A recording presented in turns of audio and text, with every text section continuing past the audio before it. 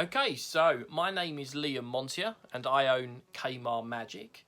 And I've worked with lots of other magic dealers as well, all of which have been friends of mine, which has been awesome, particularly Big Blind Media and Owen Packard there.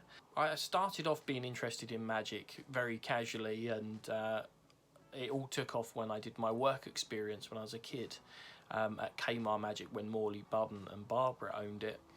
And I absolutely loved it there. They were like a second family for me, and they really made my career in magic inevitable, because it was something I could do all day, every day. I was encouraged to learn as much stuff, read as much stuff. I could dem pretty much everything out of there, which was well over 1,000 lines. And it just, yeah, that was how I came to get really into magic on like a professional level, rather than just the passing interest that everyone has of, oh, this looks like nine of hearts when you flick it one way and a normal deck the other way. That's interesting to everyone, but the actual career part came from there. And yeah, and Morley retired and sold the business. I was about 24 then, maybe, so I didn't really know what I wanted to do with my life, and I wouldn't have been able to buy Kmart at that point. Just I wouldn't have had the resources. So so he sold it to Auburn, who took Kmart up to Nuneaton.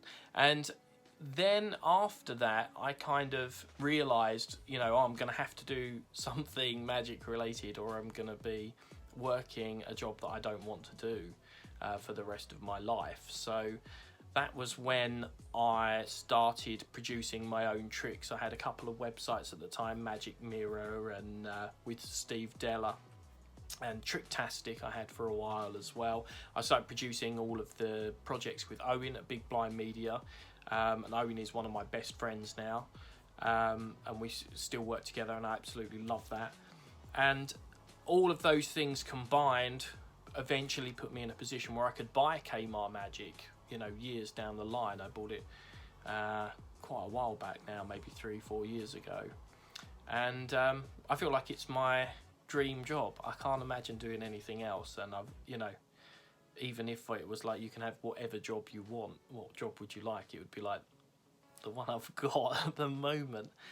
So that is how I came to be here now talking to you.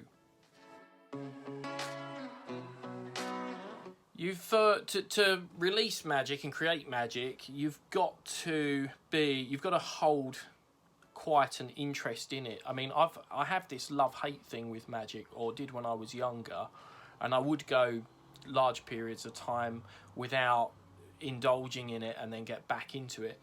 It requires concentration now. I can't really go, I've had enough of magic, I don't want to do it anymore, and still come up with tricks and still run the business. So it requires some level of sustained interest and dedication.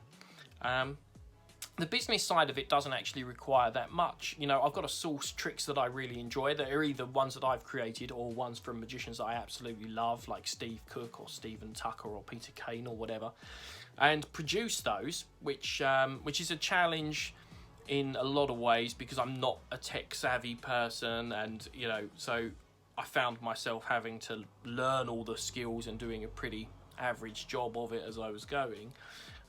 But it requires you to kind of have a good eye for magic that you like. It requires a certain amount of honesty for me, to be honest about the magic you like. And you know, with Kmart, I'm just as likely to put out a trick that I think will sell 10 as I am 1,000 if I love the trick.